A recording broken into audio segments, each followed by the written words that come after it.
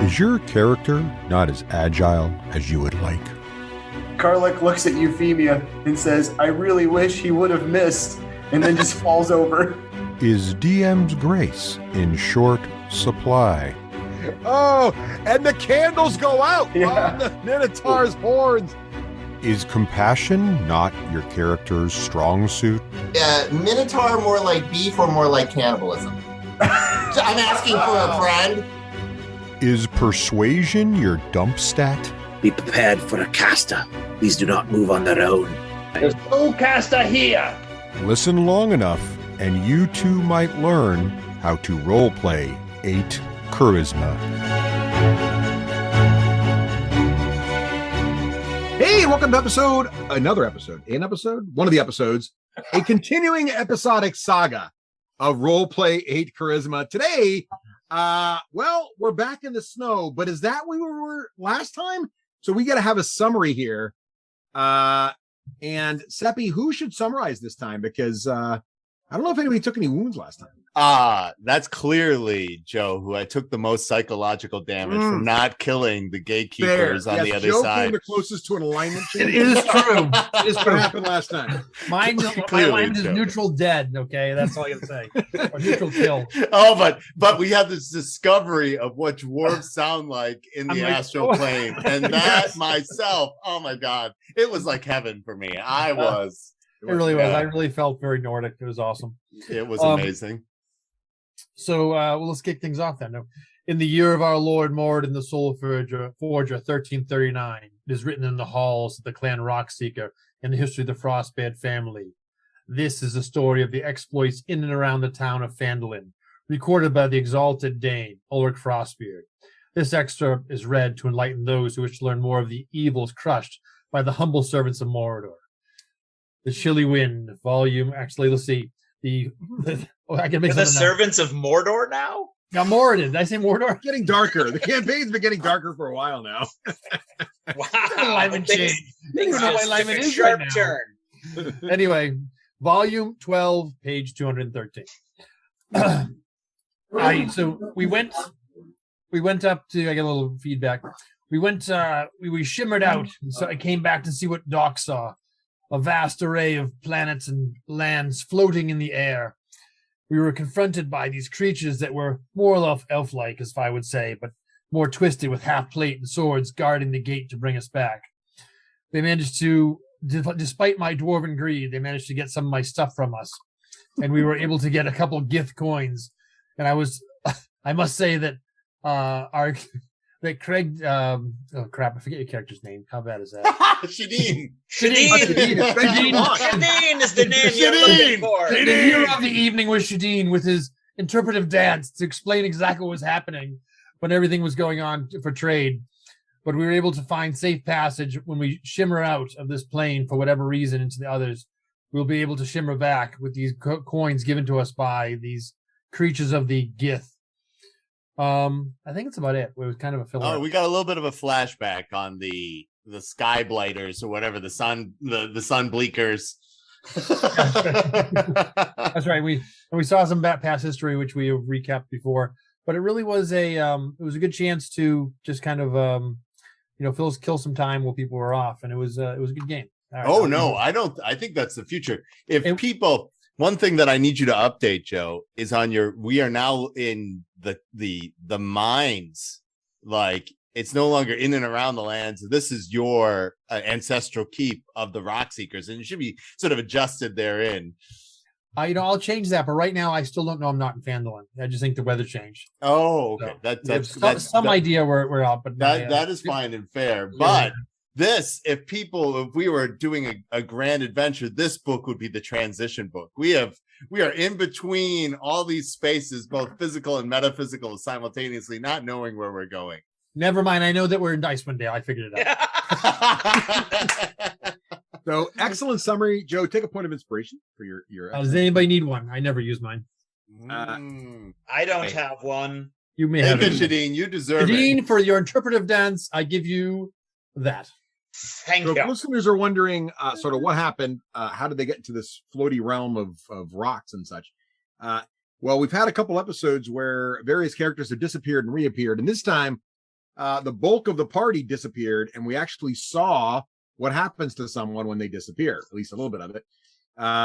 And they managed to get back and have some interesting interactions along the way.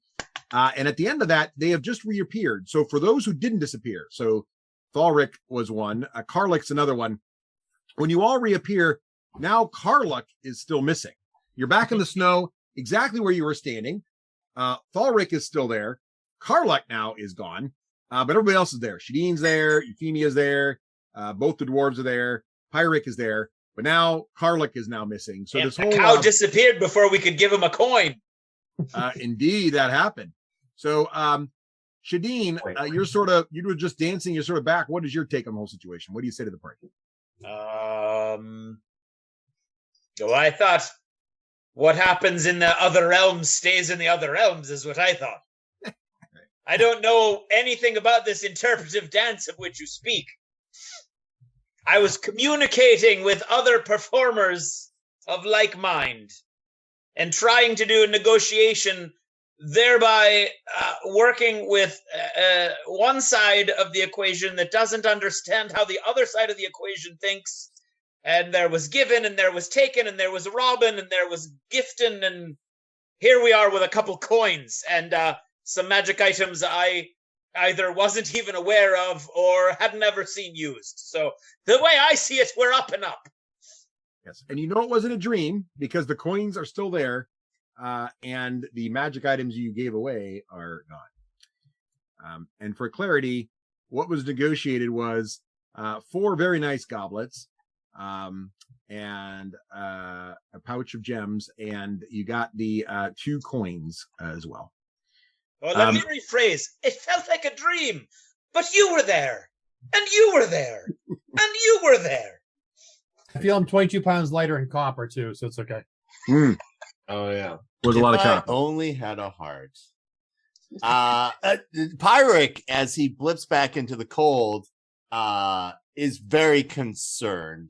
Number one, we have not really taken to our agreed purpose as a group of the previous lesson of just going with the flow and the massive amounts of psychological damage and hurt feelings that ended up happening at the cave-in makes it very clear to Pyric, if our war party is to continue, that we have a common goal. And simultaneously, we have magic radiation now that causes us to decorporalize. So I'm unclear on which is the most serious of the offenses. And so I look first to see if Euphemia is okay. Well, a bit of point of order for where everybody is right now. So many of you are still outside in the cold. So Pyric, you're standing out in the cold. Ulrich's out in the cold. The cold never bothered me anyway. Yes. Karlik is missing, but just inside the cave is Thalric. And then a little deeper in the cave with the wagon is Euphemia. So you can't really see Euphemia from where you are right now. She's back in the cave. Now, if I spy with my little eye, Russ, across this thing, do I really see the glass spider over here in this roll? No. That's leftovers from before. Okay, just checking. I will take care of that. All right. So, being a dwarf, the first thing I do is take this time to go and search the dead bodies. Good. You're good at this. This is a very excellent. I am nothing but true to character. Russ, if you could please remove Cowlick or put a little symbol where he is. He will be gone now. While that's happening, or whenever you want, Russ, I have something that after. Go ahead. We're out of rounds right now. All right. So Euphemia runs to the edge. Euphemia, you're far away, so either you guys got to go inside where it's warm, and you are getting a little cold, or you can stay out in the cold. But just warning about the cold. That's what I was going to do, actually. Euphemia runs to the edge because I do believe it's a little cliff, right? It's a little bit of a drop off down below. Not super steep, yeah, a little bit. Not a cliff, but like a little drop off. So yeah, so she runs very concerned because all she sees is Thrall, who was not with her before. So to her, everybody's just disappeared. So she looks out and she sees Pyric, and she just waves and makes sure that he can see her, and then suggests, beckons them to come inside. I'm relieved to see Euphemia, and I'm relieved to see Shadeen also like close. I don't see Thrall, but Thrall was missing from the other. But now I realize our Dairy Good Warrior is missing.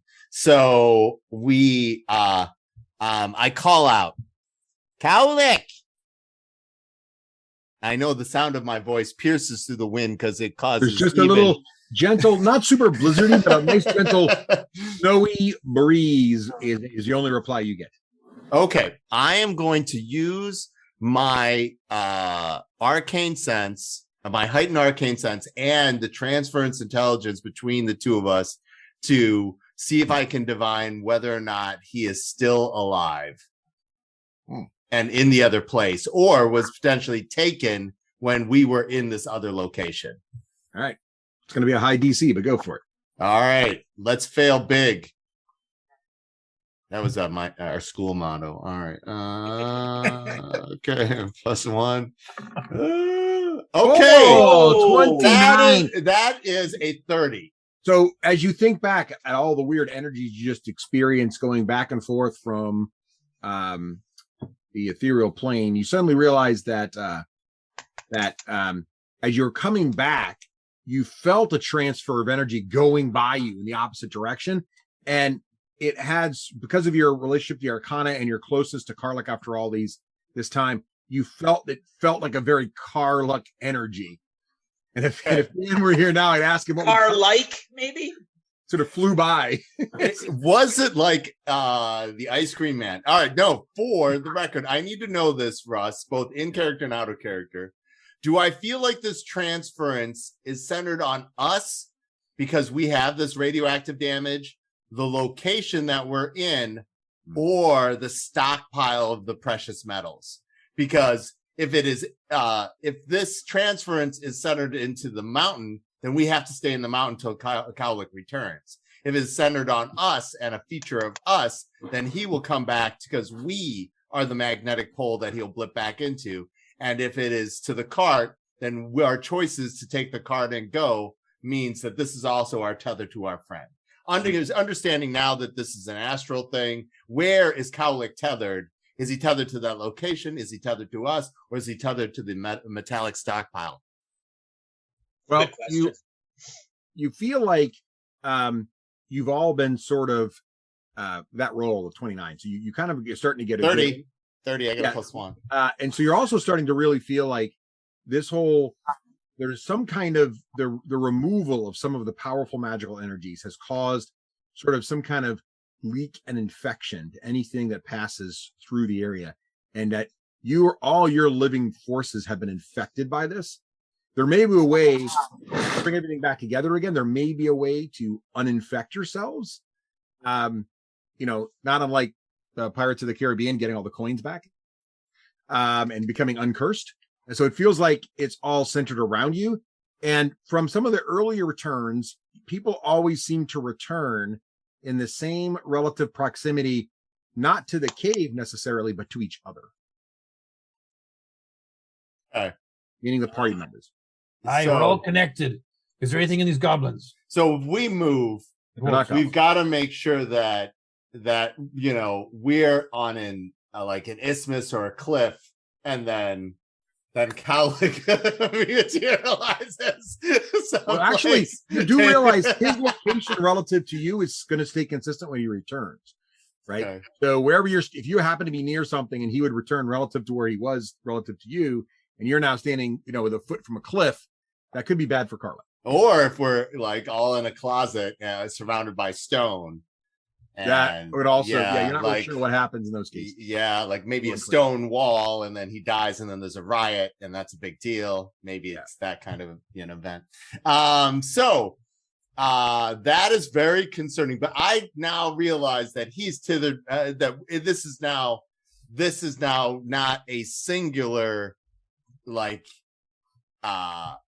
occurrence. We are now linked by these energies and this particular manifestation. And so I am going to try to share this in the most simple words for my friends who are not quite as bright. Huh? Okay. So we all need to huddle up out of the cold after we check these bodies for more gatekeeper fare. That's what I say. As I'm going to help out Ulrich look for stuff amongst these. Well, Ulrich, which one did you start with? The biggest one or the little ones? I'll start with the the one opposite end. I took down far over here. My elk can move very fast in the snow. Okay. So he's way out there. All right. I will start with the largest body then. And then I think they shrink down when you kill them. Oh, okay. I will start with the one who is most recently large then, and then Sleep well and dream of large women. That's right. It's true. Yeah. Okay. Russ, how long were they gone for? About 10 minutes. 10 minutes. So I was there for 10 minutes by myself? Yes. All right. Could I have, I don't know if this messes with things retroly, could I have dragged the bodies into the cave in my leopard form? You could have. Yeah, we can retcon that if you want. Did you want to bring everything inside? Well, because we're trying to reclaim the cold weather wear. Yep. For traveling purposes. Oh, yeah, so when you guys reappear, the bodies are all gone, but you can see all the blood trails dragging into the cave. That's not gross. No. I probably would have taken that opportunity to snack on my own without judging eyes. Cannibalism. We return to cannibalism. Oh. Just to piss Pyric off. No, it's fine. It's fine. So I'm still in animal form, I guess, then, because time hasn't passed that much. Right. So Euphemia see through. I'll be hanging out there then. Euphemia, you were gone. You were blipped too, right? No, but I mean, like in other words, did she return and there's no thrall? There's a leopard. Yeah, well, you were there for the fight, right? Yeah. Yeah, and I was in a leopard form. Okay. So you and I were together when everybody else blipped out. So you've been helping me drag bodies, I assume. No, I blipped too. Or the other thing that could have been happening for 10 minonths is I could have been dodging the death bow while she shoots at me. Euphemia was with us. Oh, Euphemia did blip. Okay. Yeah. The only person that was up behind was you and Doc. I was just trying to know if I would understand why there's a leopard. So the bovine and I could have been moving bodies. Yes, Carla, and you could have moved the bodies. That sounds like just the kind of thing he would. And I'm kind of thinking he just blipped to get out of work. So we were moving a body, and then all of a sudden, bam, he's gone. He's gone. Let me know when Pyrex's in the cave because Euphemia has questions for him. All right. Now after we do roll call, and then I see that Ulrich is safe back in that direction, then I too will go in the cave and sort of try to take a mental note of the proximity of where I thought. I feel like the energy was in relationship to us to see maybe if it's. I ride Persephone in with the keen eye. Keep an eye on the outside of the fence, the gate or the cave, so we don't get surprised. Did the gate get smashed? We just walked through it. And then we appeared here. No, it had a little bit of damage, but I did mending on it, and we did some reinforcement on it. That's amazing. I love that, John. All right, let's close this door back up. All right. There is, by the way, on the bodies, you find about 100 gold worth of random coin and a couple of gems, and you also find 1 potion of healing. Yay! Yay! That's worth it. All right, who needs a potion of healing? Not everybody speak at once. Shadeen is up for 1. Shadeen. Who cannot heal themselves would be the question. That would be me. So that'd be Shadeen. So c'est moi. Potion of healing is what is it? I think it's 2d4 plus 4 or 2d4 plus 2. Pyric has this very vivid image of Shadeen counting to himself and popping berries of his mouth maniacally. 2d4 plus 2? 2d4 plus 2 when you drink it. And I'm like, that level of mental damage cannot continue. We cannot continue to have some sort of Goodberry psychosis. So let him have a full potion. One creature's psychosis is another creature's zen. Was it zen? You seemed maniacal, but I'm going to let you choose your own feelings. I'm not your dad. That's right. Don't go assuming my feelings. Either way, we still think you should have a potion. Either way, I already took it. I mean, I didn't drink it. I took it. It is in my possession, not in my belly. Yeah. And all right. everybody take 20 gold each. Just Are we doing that, or are you just holding on to it? I'll hold on to it. All right. Except he's like, I can't be bothered with record keeping. You and your money. I'm doing all this stuff. You love the money, and then all of it goes to Morden anyway, because we don't have a party without Morden, so it's fine. All right, so you're all back inside the cave. The door's closed. The overall cave's getting a little cooler, so you're noticing it's only a matter of time before the cave essentially becomes, even though it's shielded from the elements per se, eventually the cave's going to become outdoor temperature, which will require a fire or something to keep warm. But right now it's not comfortable, but it's not as bad as outside. Do I think with my hyper intelligence it's from the translocation, or do I think it's from us removing the guardians? You just think it's like a normal cave sitting in a frosted wasteland. Okay, so it's the new location that is causing it to cool down. So Okay.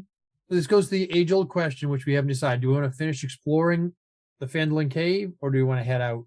And I know there's some, exhaustion from people being inside the cave for a period of time. Euphemia is going to tee that up for you guys. So when Euphemia sees Pirate come back in, and she looks for Ulrich, and she sees the leopard, and she looks for Shadeen, and because people may not remember, one of her main not the players, listeners, one of her main motivations is that her friends are okay. Friends are like family, or more important than family. So she's very concerned, and she asks Pyric, do you think Karlik has to go to where we were in order for us to come back? Because it always seems like we're here, but he's not here. And I'm wondering if there's some sort of balancing. And the other thing I've been really thinking a lot about, I think Pyric and Ulrich should decide, of course, if Shadeen and Thrallric want to say, what I know, Pyric, you've been really concerned about what our next main concern should be. So I want to make sure that you have the floor to be able to figure that out, Pyric. Oh, Euphemia, I like the way you're using your noodle. So I'm convinced now that we suffer from a potentially permanent magical malady. Our time here and the disruption of this place are now linked. And I'm using my insights for the colic going back and forth, and then the dial, and I'm looking at the pile of metals. And I do not think that this malady will go away unless we restore this place. I think this is sort of linked together with Morden's purpose for us, and simultaneously the metals that have now been excavated violently from the ancestral hold of the rock seekers. And these metals are very powerful too, and they are valuable. If possible, I believe in that map there was 10 towns. They may be a smith or a smithy I could use to help forge those into something useful. So I would not want those lying around too long. Oh, let's talk about that real quick. So if we forge something out of these that isn't about restoring this place, basically taking this for our own selfish purposes, that could very much worsen our condition, Ulrich. Correct. Maybe you are true. You are wise in that way. I do not believe it's time to make a change. So we should just relax and take it easy. Explore the cave. You're still young. That's your fault. There's so much we have to go through. Damn, I didn't even get through the whole song. You guys got it. All right, next.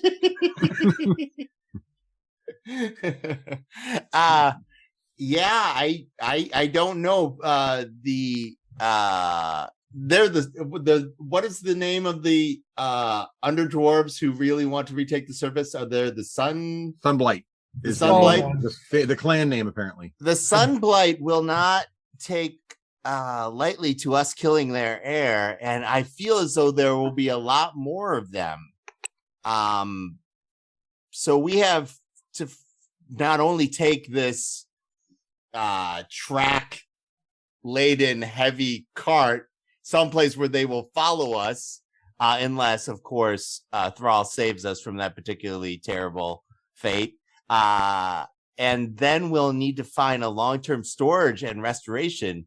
Like, I don't know anybody who can work on mechanical mechanisms to the point to restore the traveling mountain, because that's what we're talking about.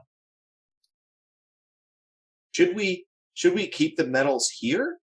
Wouldn't it be harmful to the mountain? To remove Whether the gods will drive our ships to new lands, we will obviously need to bring that with us. I think that ship has sailed there, Euphemia. Oh, I see. Once they've been mined and formed into ingots? Yeah, I feel like they've already been stripped of the mountain. And I don't know any way currently that I can weave them back into place. And who says that even if we did that, someone wouldn't come back and just do it all again? They seem very mind capable.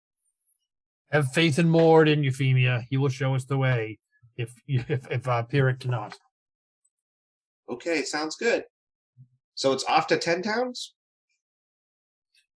I miss Cowlick already. I'm like, the ability to cast some sort of illusion or obfuscate that this is just 8 tons of metal is a real problem for us. Like, hey, people, I know there are like people of the Underdark sending out agents everywhere. Why would not we all just go to this place and then everybody bring hell with us? That's a problem.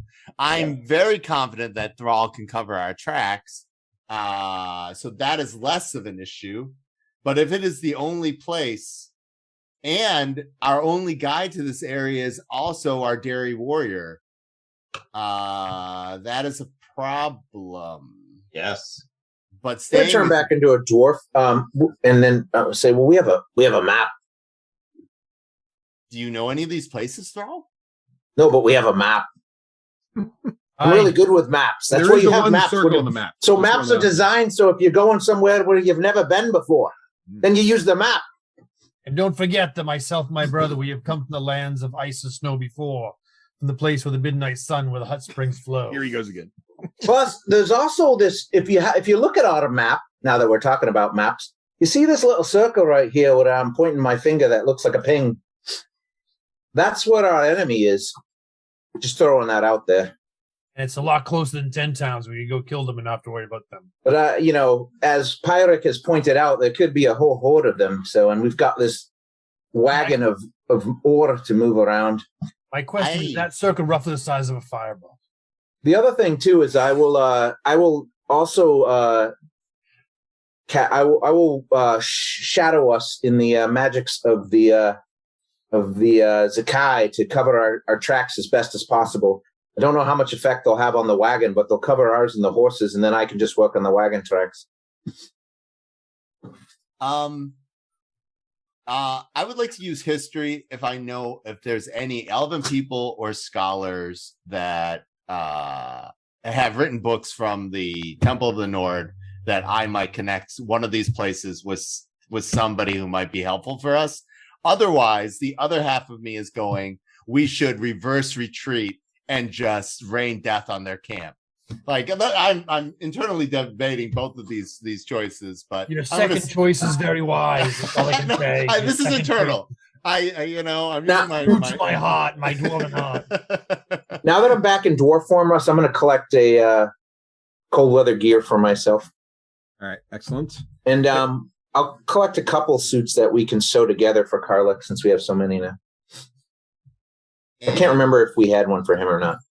We had one. It was we made it together with sleeping bags, I think. And beaver pelts? Yeah, in beaver pelts. Yeah, he looked ridiculous, but I'm pretty sure. But warm.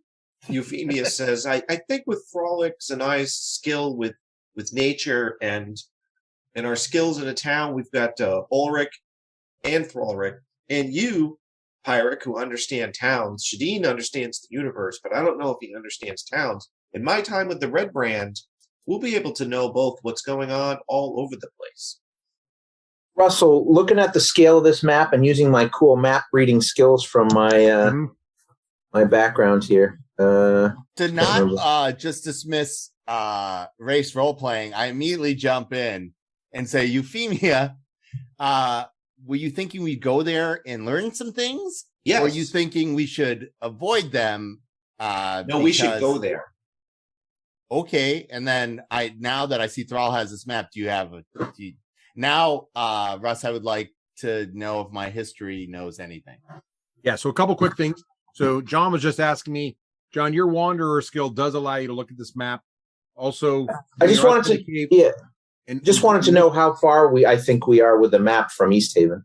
Yeah, you can use the map, the Roll20 tools to get the actual distances, is what I'm saying. Okay. And meanwhile, carry on that. With disadvantage because you don't know the area. Okay. Let's see what I do. Ooh. Hey, that's a 21. That's a start. And here's my 1. Oh, okay. That's still pretty good. 4 miles. 13's not bad. 13. I'll give you this. You will know about one random 10 town. Give me a roll of D10. Oh, I would love to roll a D10. I read a book once. You learned about 110 town. Let's find out. This moment was actually designed for Karluk because he has the whole history and can you expound upon it? But in his head. Yeah. You got a 3. All right. You've heard. I would like it to be book based if at all possible. Yes, you read about this town. I'm pinging it. Sar Dinville, and let's see. It says, in generations past, travelers to Sar Dinville had to follow the rocky shores around the lake after several hours until they spied a small fortress, the Sar, to which the town has been named, jutting from the prominence which overlooks the lake. A ferry out of East Haven makes the arduous trek for the merchants and other travelers to get over there. This is from the histories. It looks in the book you read, the lakes were all like flowing and not frozen.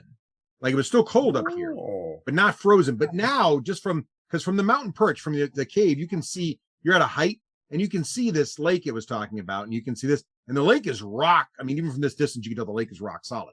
So clearly, when you read about this place, and today there's it seems like it's either a colder time of year or something.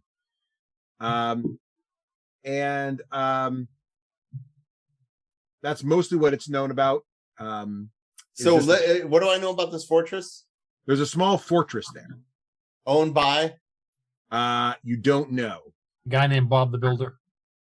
Okay. I look at Thrall and say Thrall, and I point to East Haven, to Cairn de Naval. Cairn de Naval.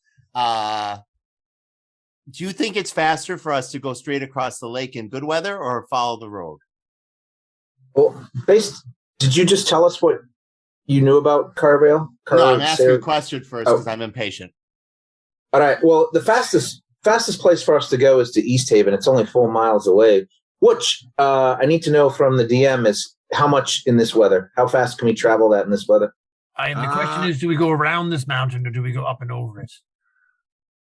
Is that a mountain right in front of us? It's obviously a large hill of some sort. Can you see there's a little valley in the middle. It looks quite different than the mountain that's behind us, so it doesn't look like a mountain. It's lower, it's a hill. Joe's right. He's seeing terrain in the map. But Shadeen, why do these two argue about everything? You can go right between the two hills. See, right there. Yeah, right.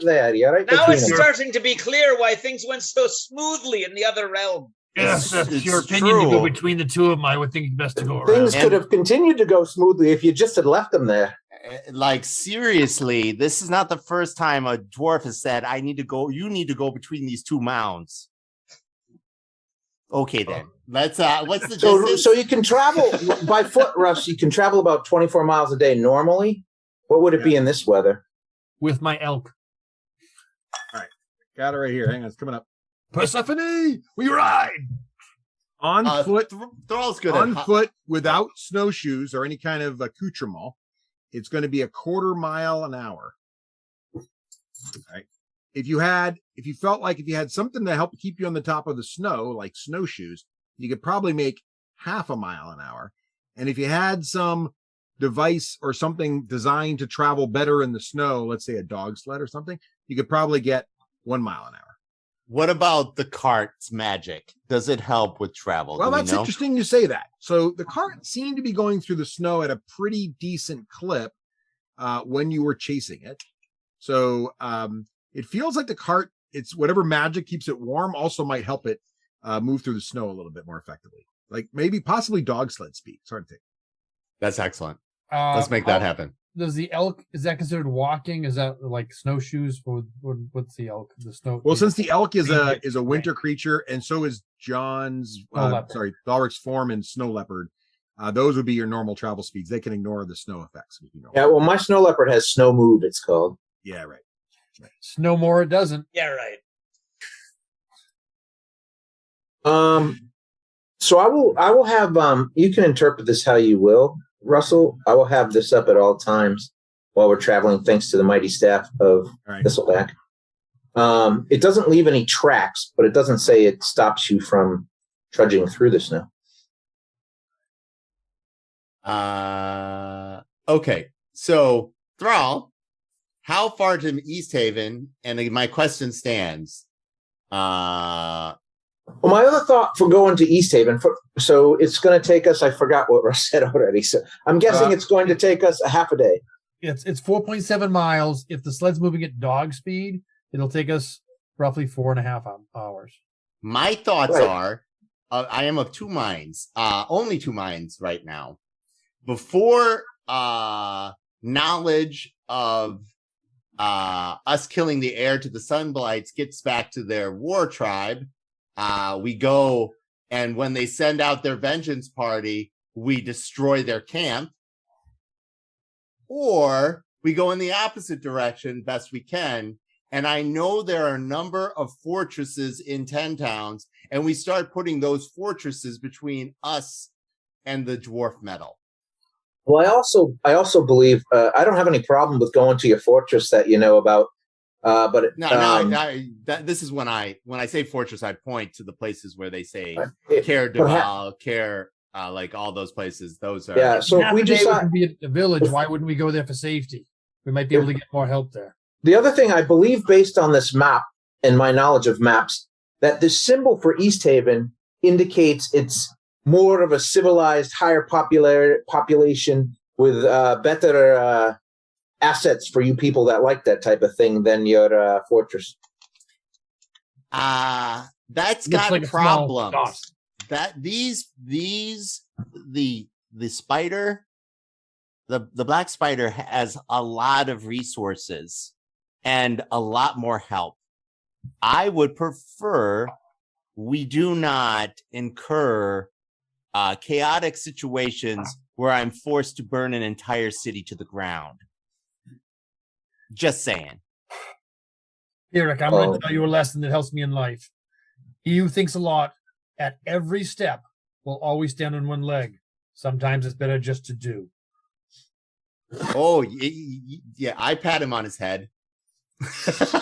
So I guess the main question, I would vote, we can run this by Shadeen and Euphemia as well, but I would suggest we just go to East Haven if we're not going to stand and fight or go down and head south and fight.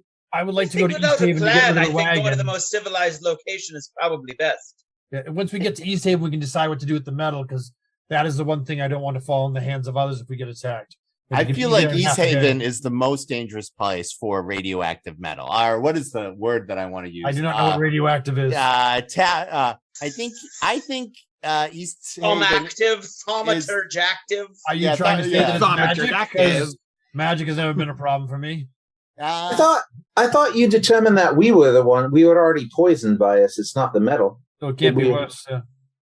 Well, the metal could poison other people. And I'm not really sure why this metal would be a problem if it was used to make arms and armor. My only concern is, won't we be just trundling down the road, happy as ever, with a big, giant pile of precious metals that the black spiders live in? No, we'll be cloaked in the shadows of the powers of Zakai. Path without trace. Yeah. Hello. They won't find us. Well, they won't find the trail, but won't they? It doesn't cloak the cart itself. As we go down the street, Well, you mean? it does cloak all of us and the creatures. So, and we're all traveling through snow. If something's going to hunt us down, it's going to hunt us down. So I don't understand. Well, I think Euphemia is referring to a bunch of people seeing us go down the street like a big prideful parade. I bring them on. So you want us to? So we'll put a blanket over it. We'll put the dead dwarves over it. Look, I don't understand your city ways, but I'm pretty sure in the minor times I've been in the city, carts come and go from cities all the time. I'm not sure this is going to be an issue. Let's talk a little bit about that. And Euphemia, you're still young, and that's your fault. So there's much you have to learn, but we will be easily able to walk into the city. And if we are challenged, I will protect you. All right, let's talk about this 1 second, okay? Number one, when you go into any establishment worth its salt, it's going to have walls and guards, and usually there is some sort of fee or inspection to go in. Number two, did anybody feel safe in Phandalin? Do I need to remind you that the butcher is number one on my list for vengeance? Is he a good guy or a bad guy? We don't even know the butcher. I look at Euphemia and I'm like, at our fallen comrades and Lord Neverwinter, and I think about all of this, and you can see my hair start standing on end and it getting violently warm, and then I calm myself a little bit.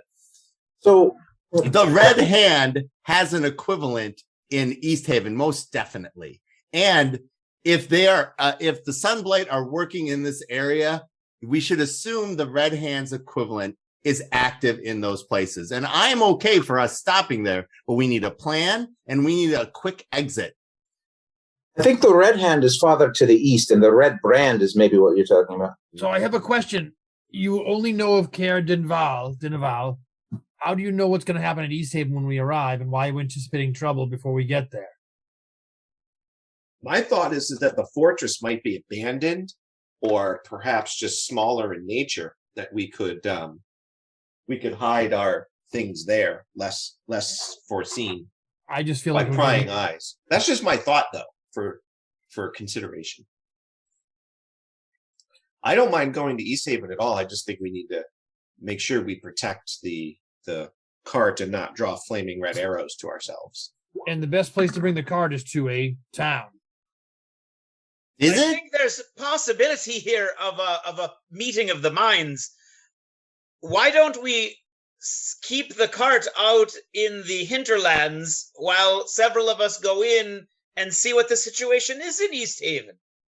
I don't think there's any reason for us to have a big prideful parade down the center of the street when it's completely unnecessary, and it would only be a matter of a half hour or an hour for several of us who are more inclined to navigate the streets of urbanity to just see what things are like. Without even an interpretive dance, you speak wise. We also might be able to get it. We might also have a better idea once we get within visual range of the place to what it looks like. So. And that is a good point as well. Okay, so Euphemia has spoken. So it sounds like we're going to East. It sounds like we want to go to civilization. If East Haven looks like an orc war camp, we'll move on to Caer Dinaval. We can go around it. Looks like a river we got to cross here, so it might be a bridge to get in or something. I think all the water's frozen. Okay, so here's the deal. We are definitely doing this, and as we're talking, I need to take a moment with Ulrich to speak to him in a way that he understands about these magic ingots. Okay? This should be interesting. So, you are an accomplished blacksmith, correct, Ulrich? I have been known to use the hammer a few times, yes. You understand you're not supposed to eat or touch the mercury, right? Because it makes people crazy? No, I take metal and make it into useful items.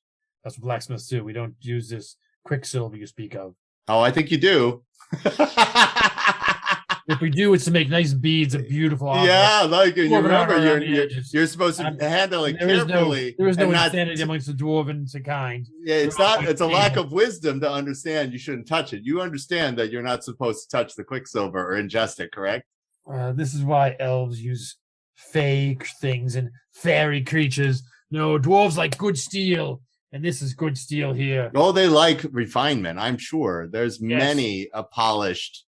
We carve the world into what we dwarven see. knob, if I remember correctly. So, so these items, just because something has value, like Quicksilver again, doesn't mean that you can handle it or touch it or allow others to handle or touch it. We've already been infected by this. We would not want this infection potentially that we're bringing with us to suck up an entire populace of people. I walk up to you, I put my hand on your shoulder, goes, I will use tongs when I touch it. We'll be fine. But what about the thieves stealing it? Well, I guess that would be their problem, wouldn't it? No, it becomes our problem if we have to reassemble your ancestral hold with all its pieces. We can put a safety sign on saying, if stealing, please use tongs. That's at least that's a start. I feel like really argue with that. I feel like he has had a breakthrough, and I hug his head. I'm like this is obviously, I know. I will carve next time we're sleeping. I will carve that in the side of the cart with my little dagger. Not the magic card. Not the magic card. Please leave the magic card alone. I'm pretty sure we'll see what we don't even know what these ingots can be used for, but if it came from the caves, the last of what is left of the Phandalin mines. I would like you to focus on these ingots can restore your ancestral hold to its full glory, but we need them the way they are. Do we know that? Blinders on. I will follow the way. This is the way. Yes, my previous 30 that I rolled says you have to put all of the metal back into the ground. No, we have to do something with it to re-enable. Like, there's a lot of things that you can do, right? Like magical mechanical advantage, reestablish these kinds of things. There might be a proxy that we can do, but this metal is key to making that happen. Raul, why don't you and I, as they prepare the wagon, why don't you and I scout ahead a little bit for the best passage of the wagon through the mountain? Yeah, actually, why don't we start? We can talk. If I go too far ahead, they'll lose the advantage of the of my magic.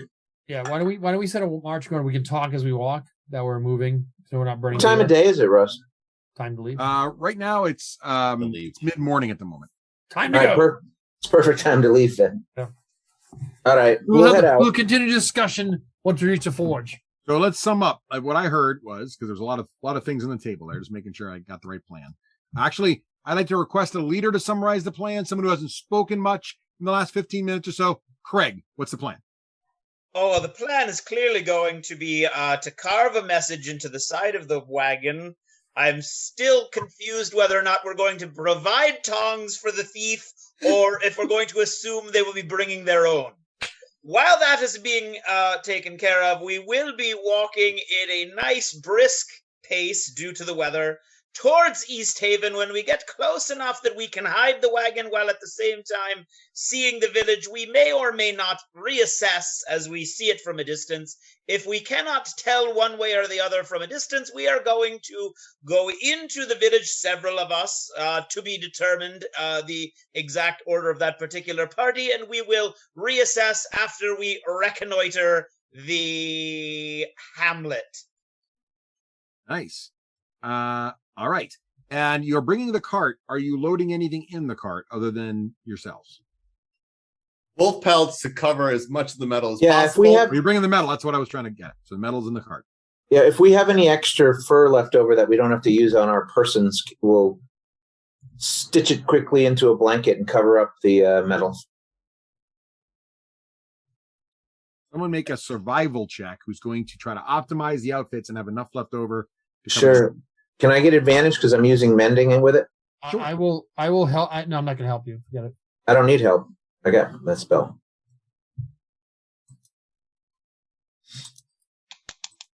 At least I don't think I need help. We'll find out in a second. Well, that's not my best roll, but I got a 14. Oh, good enough. You do manage to make a passable cover. Also, I've created a little share doc for all of you here for things we can learn about 10 towns so far. We know rough travel rates in the snow, and we also know one town. And I even included a handy pronunciation guide there. Oh, really? Where's that? Would like to. I just shared it with all of you right now. There it is. Is it in notes? It should be right below the picture if you just scroll down. You see it? No, I'm bad. You know? Does anybody else see that? So if I scroll down, I don't see anything. Oh. Sign of the world. Not seeing anything. Is it in notes? It's not in a handout that I can see. I think Rush's sharing is different than our sharing. Wait, let me try again. It's show a it lot later. more like Ulrich sharing. Oh, wait. Oh, it's covering up. Wait, now it's showing up. Here it is. Oh! Thank you. There you go. I feel shared with. All right. Okay. Herr Denval. That's great. I love it. Okay. So that's the plan. So what I'd like Small you to fishing do. town. Yeah, I don't think I want to go there. Got a fortress. Desert Castle. Yeah. Hey, Monty There's Python, a that place seems rather fortress where they can lock us up. All right. What I'd like you all to do is, if you'd be so kind, so traveling is interesting. You have a few traveling challenges you may want to work out. One, Thalric is going to be using his spell, which, as you start, so Thalric, I assume you're going to throw the spell up as you start to leave, or when are you going to put the spell up? Right before we head out of the cave, I'll just cast it. Right. It lasts up to an hour of concentration, and it's Right. no charges out of the staff. So Yes, so everybody can read it. John put the description of the spell there in the chat, and what you can see is it definitely covers each creature within 30 feet of you, including you. So the horses are sort of hard to see and sort of blurry. You're all sort of shadowy and hard to see and blurry. However, the physical objects, like it doesn't obscure rocks, the ground you're walking on, or the cart. So the cart is just there, sitting there normally, ready to go. It also affects your steed, though, Joe. So your steed also is Persephone. You'll be fine. So that's the good news. The other news is the cart allows you to move at a mile an hour, but being outside the cart, as you can see from the little shared screen there, you guys are only moving at a quarter mile an hour.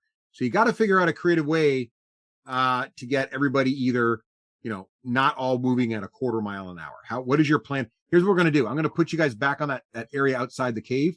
And we're going to arrange, you guys are going to show me with using your models how you're going to arrange this situation. It's a no-brainer. All right, so I'm going to bring back the party view here. So here we are. Doop-a-doop. And I'm going to bring the cart right outside the cave. Here we go. Now the back of the cart, I just put the cart next to all those dead bodies, as you can see. So the back of the cart is empty, but actually it has the metal in it, but you could sit on it. It wouldn't be very comfortable. How do you guys want to arrange this situation? Well, before that, Russ, Sure. I want to use Euphemia skills with thievery and other kinds of stuff to figure out a way where we can close and lock the door from the outside with like magic hand and other kinds. I would like the dwarven party to think that we're still in there if we're going to use Thrall's expert level magic to make it seem to buy us a little bit more time. is there a seam in the door that you can see through? Yes. So if like you close it, there's still a crack you can see Still through. a small seam. Yep. And on the inside, there's a bar. Can't your god just teleport you through there or no? Oh yeah, can you Misty Step through it? Through what? The door? Yeah. Is there Can a you- crack I can see out of? There is. Yes, you missed that part. Yeah, so I can do that. Yeah.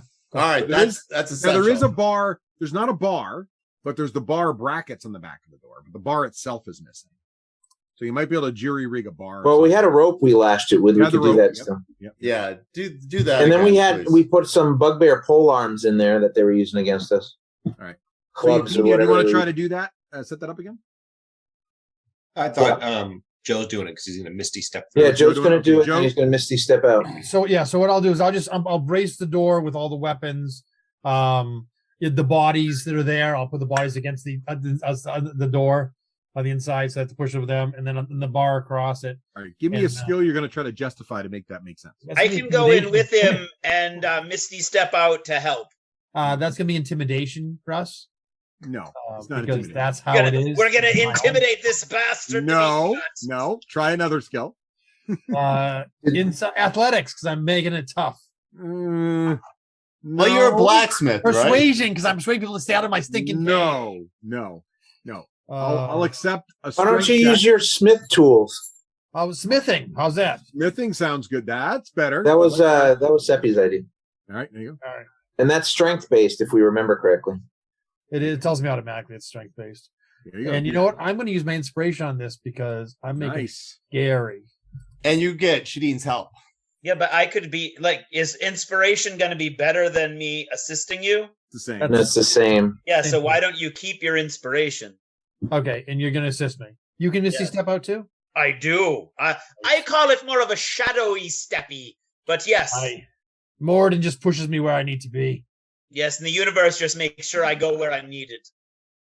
21. That is very intimidating. Not bad. Did any of the dwarfs have footwear that helped them walk in the snow? They did not. They did not. So as far as travel goes, it's very straightforward. You're going to have Pierrick and Shadeen on the wagon. Oh, you're jumping out of this thing. We're assuming that all this happened now. Okay. And you Misty step back, and then Thrall casts his spell, and we start the then we're getting in the cart. Okay. Right, now we're so I Misty Step. Boom. Okay. Misty Step done. As have I. But if Euphemia rides with me on Persephone, which should be no problem, and you have two people on the cart, and John, you going to go? You can't do that all day for Snow Leopard. How long can you do Snow Leopard for? 2 hours. So you can do, if it takes 4 hours to get there, you can do mostly Snow Leopard. Well, I've already used one shape, so I'd have to take a short rest, and then I would have two. How many people can ride in the wagon, Russell? Well, depends how comfortable you want to be and how long you're going to do it for. So I don't think comfort is our primary concern. you could. There's the two spots on the front where the rider and the quote unquote shotgun position, which would be the crossbow position, if you will. Good thing we've put our cow in a pocket dimension. We don't have to worry about traveling. We'll just show up when we get there. So there's plenty of room. Just don't stand near a cliff. One person in the back, two in the front. Theoretically, someone could, sit on one of the steeds also, and then theoretically, some people could sit on top of the metal. There's I think we're better off with just putting one person on the metal, two people on the seats, and two people on the elk. Persephone, she has a name. Yeah, there's two on the elk. So do I. That shouldn't be why don't you go ahead and arrange your miniatures? I'll put the wagon in this spot. Arrange your miniatures. So I'm distracted by all these dead bodies, Russ. All right, I chat up. The bodies have been moved, so I'll delete. Really fit all on the cart. Before we go, I have a little chat with Equus to make sure he knows where he's going, and to pass it on to Brown Sugar, who's not as smart. Why does Brown Sugar taste so good? I don't know. That was Carlick's name for the other horse. It's not my fault. All right. There's been a little light snow during your long rest, so all the trails and blood and everything's kind of been covered up now. All right. Except for that little messy blood trail near the entrance of the cave where they drag the bodies. We feel like Shadeen should be in the back because dragon sitting on precious metal seems the most appropriate. It does seem fitting. I approve. Yeah, and if any of us is radioactive proof or thaumaturgic proof, it would be them, and toxic proof, it would be that. And then animal handling, you have that, right, Thrall? Sure. Yeah, he does. Yeah, so you can. That's how you drive a cart in fifth ed, right? No, there's actually vehicles. Yeah, I don't have that vehicle skill. Vehicles is different than horses. One of the horses that's a civilized thing. I don't do that. Yeah, one of the horses is awakened. Don't forget. That's true. Equus can drive himself, and he'll take care of it. Yeah, but Equus is a little concerned that the guy next to him is an idiot. Meaning the horse. Wow, he's not the only one. Not the only one. Like, who's he looking at? I was just going to say the same thing. I look next to Seppi and go, I'm concerned too. The horse is like, why am I with these guys? Whoa, like seriously. I can have a more intelligent conversation with the horse. And I've got more common sense than everybody here, so. I call it horse sense.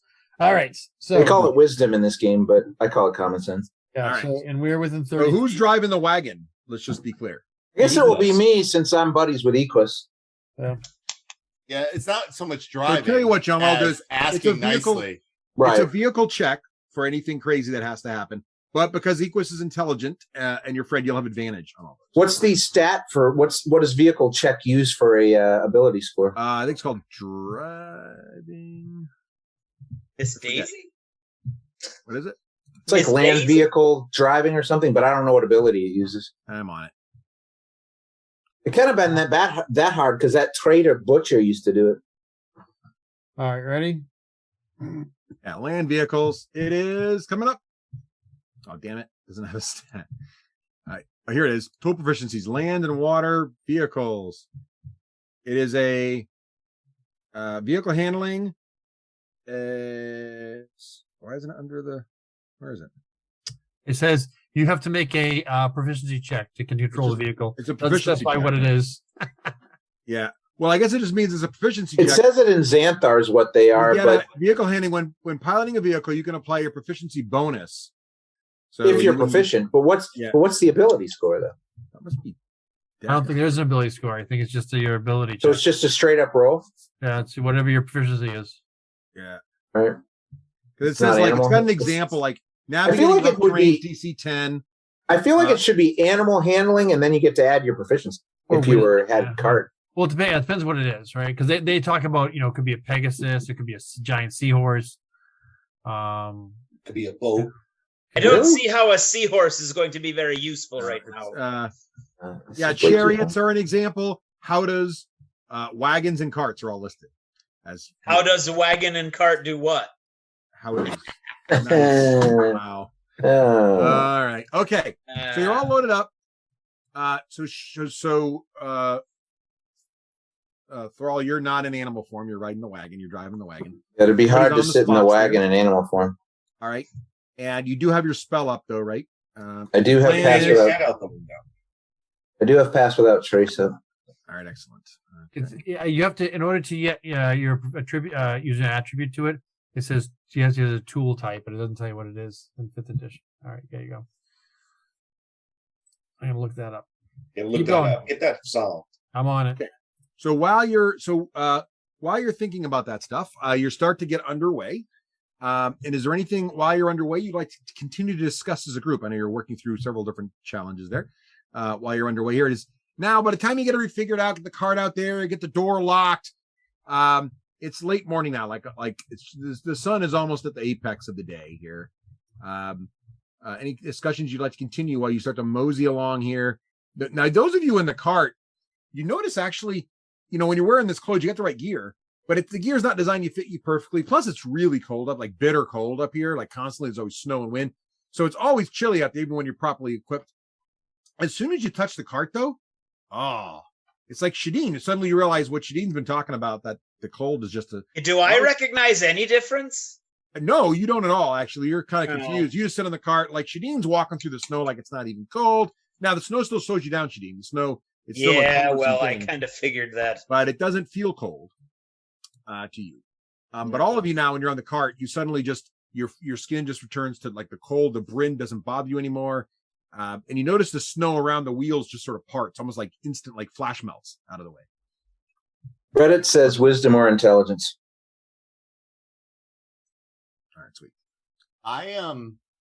I'm gonna teach Euphemia a phrase in Goblin, so that you can teach to the bow. That might have to be Ulrich. I don't know how close he's driving the elk. But you're teaching her that no means no. No, I'm teaching All right. her that says. So Russ, it says that the tool use is not tied to a single ability. Single proficiency with the tool represents a broader knowledge is 250 gold and 1 gold per day to become proficient in any language or any tool.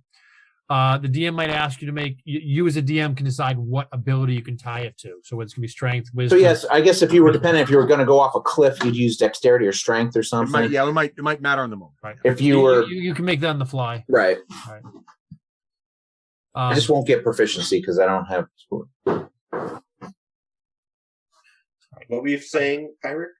Oh, and I repeat this in Goblin very clearly. And I help Euphemia practice this phrase. You exist to kill the butcher. Oh boy. Do you practice Euphemia? I'm gonna say it quiet enough that nobody can hear but Euphemia. Who the heck is the butcher? Oh, he's an interesting character that we met before. I'm pretty sure, Pyric, I don't even have to practice. I'm pretty sure that the bow will just, if pointed in that direction, will take care of it. Oh, I think you need to get it focused on this so that it understands what its purpose is. It is a lot of charms have to do with repetition and energy, Euphemia. Oh. And to will something into existence means you must think on it at all times. It is. We're going to do this together like a family. So, Ulrich, yeah. Wait, does that mean I can cast a spell? Will you teach me a spell? May eventually, yeah, absolutely. This is how Can we I start. cast fire? Maybe. I don't know if you want to learn that. A terrible idea. No, it's an idea. So, Ulrich, you know how your kin were kidnapped and tortured? Yes, of course. That's why I'm here to kill people. Yeah, that's the butcher did that. Somehow I feel your wily ways. No, I asked Euphemia. I'm not tricking you in the slightest. I believe you are not really being truthful, though, Pyric, and sometimes I trust you. But right now is not one of those times. That's incorrect because that's actually lore for the campaign. He betrayed us in Phandalin, and that is where that's how our guys got taken, and particularly the butcher. You're a vengeance paladin. This is one of the things that I've been wanting to communicate to you. Euphemia, is this true?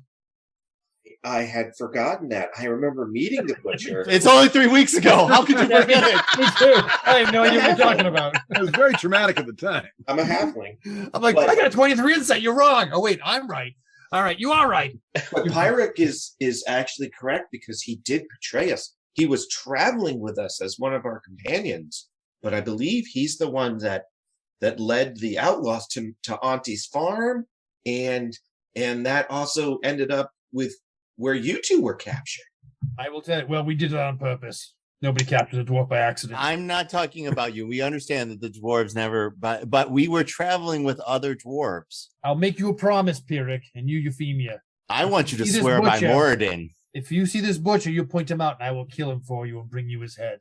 I think he's an enemy to the Rock Seekers. I thought you would just do this on your own. I don't know who he is, so you might have to point him out to me. I will. As we're traveling, Pyric, what happened to the other dwarf that was with the butcher and us? He was my cousin. We remember. Yeah, no, we rescued the two of them, and we were going to leave them in the cave in. Remember, but we didn't. We ended up sending them. Yeah, we left them with Auntie. Shadeen. Listening to Euphemia recall what we've been through, I'm starting to think, would you like to be our leader? Oh, if the universe wants me to be your leader, lad, then we're in deep, deep trouble. You have this charismatic presence about you. Oh, I do. Undoubtedly do. Follow me. I know the way. I always feel that my best role is in a supporting. I believe that's true. Euphemia's cute and lovable, but she can't remember anything. And my brother's a tool, and nobody likes him. Euphemia's moral compass is much better than anyone else's here. Seppi is ridiculous. Pyric is ridiculously smart, but once again, nobody seems to like him. No, and I am way less likable and insane. I know. Ulrich, I don't want to insult anyone, and I'm going to now. I'm going to perform for you all a little bit of a story. Oh, 11. It's not your best work. The wagon is bumpy. The wagon's bumpy. Ulrich, you're sitting on a pile of metal. This is a grand little company we have here, and I enjoy my time with you greatly. But my destiny is in the future. And it is far greater than this little group. I feel that if I bog myself down leading this little group, where am I going to be when destiny calls? You heard him, Thalric. Now be quiet and drive that wagon. When you're saying Ulrich, are you looking at me or are you looking at the guy on the stag? He's got one eye on both of us. I feel like you've gotten us confused. I'm cross-eyed And with me draconic slit-eyed pupils, it's really hard to tell where I'm looking. He's getting a radioactive enema in the back of the And wagon. it has nothing to do with my large McDonald's Diet Coke blocking everybody's name but Ulrich.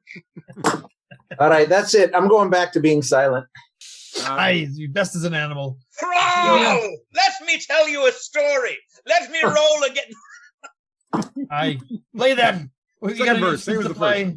Anything but bongos. Ulrich, I do have bongos. How far ahead are you riding on your stag? Well, if I look at my brother's pass without trace, I will tell you we are never more than 30 feet in front of the wagon. Are you about on the edge of it? So I'm going to say we're about between 20 and 25 feet. So they are maybe 5 feet ahead, moving back and forth in front of the wagon, leading the way. All right. So you said you're about 10 feet ahead of the wagon? Or You see that? See my thing there? From my brother, I'm between 20 and 25 feet in front of it. I can't move Euphemius. I don't want to move everybody all at once. Got it. Okay. Russ, is it possible to ride in the cart if we don't have any responsibilities and get a short rest in while we ride? It is possible to get a short rest. It wouldn't be a good short rest, but actually for an elf, it's a little easier because you can kind of go in your trance and you're in the seat. So I would say no for Shadeen because he's not in the chair. If you're in the chair, the person in the passenger seat can get a short rest. I'm not in the chair. I'm on the treasure. Yes. So if you guys cycle every hour between the person in the chair, you can get a short rest each. Not the driver though, because the driver's busy driving. That's my armor to be there, Shadeen. And Now it's my treasure hoard. And riding the stag does not give you the ability to rest, unfortunately. Okay, so using arcane recovery, can I get one of my fireballs back then? How does arcane recovery work? Yes. Once per day, when you finish short rest, you may choose expended spell slots to recover. The spells can have a combined level that is equal to or less than half your wizard level. Oh no. Yes. Aren't you 5th level? Rounded up. Is it sure it's rounded up? It says rounded up. Oh, okay. So I can get a fireball back. I play a wizard in another world. So yeah. It's just everything else is rounded down. Three first levels, a first and a second, or 1/3 level. Choose your point. Yeah, because we have not. I bombed twice, and we have not rested since then. Correct. So I got a short rest. I got a fireball up. Okay. All right. But I didn't use any other spells, and they were all either preemptive or post-emptive strikes because they weren't used in combat. Post-emptive. Making up words. Sorry. Boom. Now that we've all agreed on something. All right. So you've been going for a little bit now, and you're getting. You've come down the mountain about. You're feeling like you're starting to be maybe. I'm going to go back to the map here, so we'll kind of go through the map situation. So, sorry, there's a cat in my way. Here we go. All right. So you're traveling, and I'm going to zoom in a little bit on the map so we can see what's going on here. Zoom, zoom, zoom, zoom. And here we go. I'm going to draw a little line here, roughly your path. I think actually, who wants to draw the path you're thinking of taking? John, you're driving the wagon. So either Ulrich or Thalric. Ulrich, you're kind of leading the way on your stag. Can you put the map back up? Yeah, the map. I'll bring the map back up right here. You can go ahead and draw on the map. So, John, you draw one direction, I'll draw another one. Oh, yeah, I'm sure. Yep. So draw from Wave Echo Cave, draw a line, the line you're taking. Now, there are those two hills. I'm pinging them. There's a hill. Whoops. Got the wrong thing going on here. Did you draw that? That's a good. Whoever drew the gray line, that's pretty solid. Is that, that's John, right? Yeah. Hold on. I got to draw my line. And that's pretty good because it goes right between the mountains, so it makes it easy. Your line's going to go down here, I bet.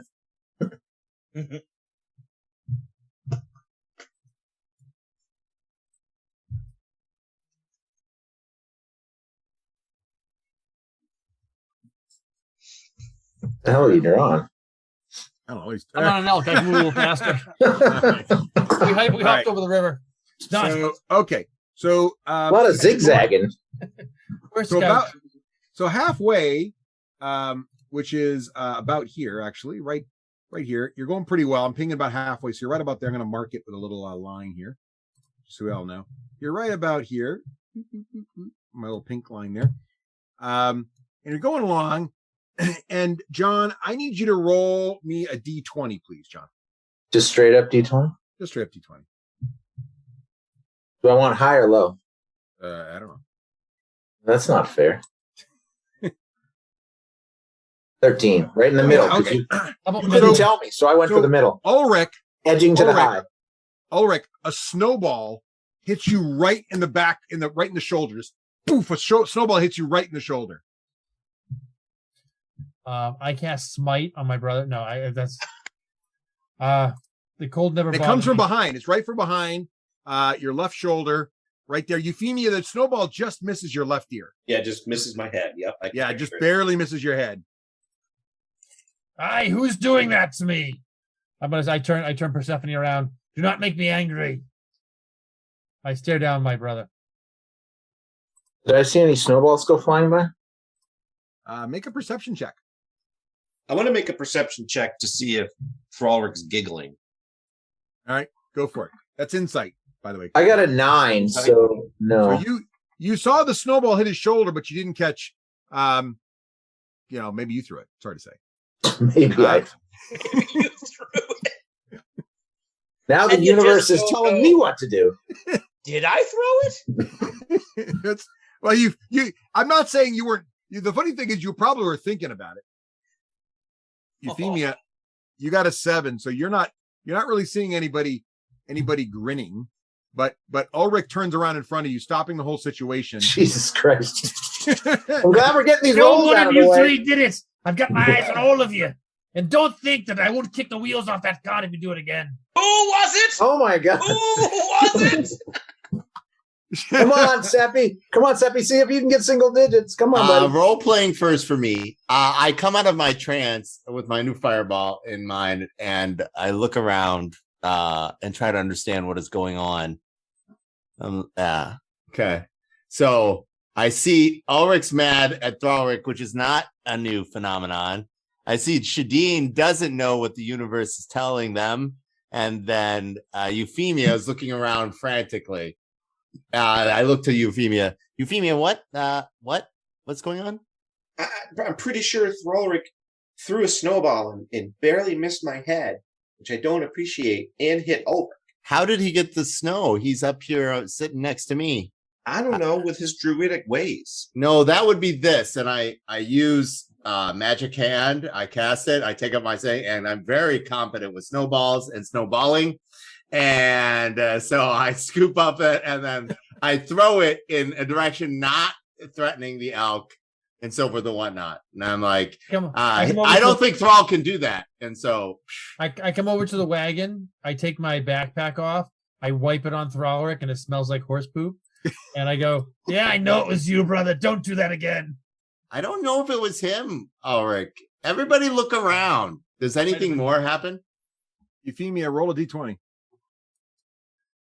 Nice steaming nugget. I think it might be the bow. Hold on, I'm on the wrong. It could be the bow. I think it's the bow. Punching snowball. Russ, could I? Jesus, we suck. Okay, a snowball comes from almost hits Shadeen. It goes over his head. Oh, now we're talking business. Shadeen, it looked kind of like Shadeen. Make a perception check. Okay. Oh yeah. From what direction? The back. I assume Shadeen's facing the back way. Well, Jesus Christ. Nothing almost hit me. Excuse my language, people. I can't handle his throwing. When Ulrich spun around to confront his brother, you all lost sight briefly of Euphemia. As Euphemia came into view, as the stag came around, the snowball came right from about where Euphemia, sort of her angle, and flew right at Shadeen. So it's a little hard to tell if Euphemia. You little half pipe. Okay. I look at Euphemia. Is she capable of like snatching down snow from the elk, and throwing it all at once? She's been possessed. Russ, I'm gonna throw off a divine. I'm like, by the power of Morden, like the power of Grayskull, I yell it, and I use a divine favor, and see if there's any undead near us. I wonder if they're those pixies. Like undead are well known to attack with snowballs. This is a good catch. Non-lethal, very, very, very undead. Pirates known to attack with snowball. You're safe. There are no undead here. Yeah, you're not getting any undead vibes. I'm sure I stand up and I cast prestidigitation in my hand as a fountain of sparks looking really threatening, and I say, "Show yourself!" And I'm looking right at Euphemia when I say it. Because I'm not entirely convinced Euphemia is not possessed by the bow and being forced to throw snowballs at all of us. Pyric, roll a d20.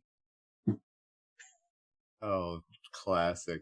Pyric rolled the dice. It's going to be my fault because you made me touch dice. I'm going to roll D20 right Nobody's now. broken a 10 yet in this. Oh, you did. Look at you. Oh, okay. 15. Oh, a 15. No, it's a straight up die roll. It's an 11. 10, just 11. A 11. snowball comes up and over Pyric's shoulder, like he just threw it over his shoulder, right at you, Shadeen, as you're holding up your fire, but it misses you. It goes wide. Of course it does. And make a perception check with advantage because of your spell there. Oh, here Is we it go. Ulrich? I think it's those pixies. Oh. There you go. Oh, you see some movement in the snow just off to the right of the wagon. That's almost directly in line with Pyric. So if you hadn't seen it, it would have looked like it came from Pyric. Very small. I almost launch an eldritch blast right at it, but I hold myself at the last moment thinking perhaps snowballs are not quite commensurate with blasts of eldritch power from the universe to the face. I'm not interested in leaving a battle area like marker what direction that we have. And so I say to Thrall, can you cover up a fight? We take time. I can cover up anything. Well, right now, if it is not, do you indicate that it's not that it's somebody else, Shadeen? Yes, I'm pointing right to where I saw something, and you can see that I really want to blast it, but I'm barely containing myself. A snowball does not reach up to the level of deadly attack. I'm going to dismount from Persephone. Persephone, make sure you keep Euphemia safe. He goes, we are just passing through, friend of Snowball. If we offend you, we are sorry. Right. We do not wish you any harm. Aw, I love this. Can I do a perception check to see if I can spot any of these things? Go for it. I haven't rolled very well so far, so probably not. We'll throw it out there. No, I can't. So 10.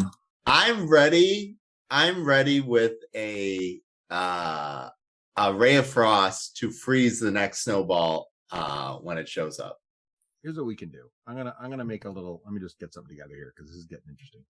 So I'm gonna zoop around here, and I do not condone your silly snowballs.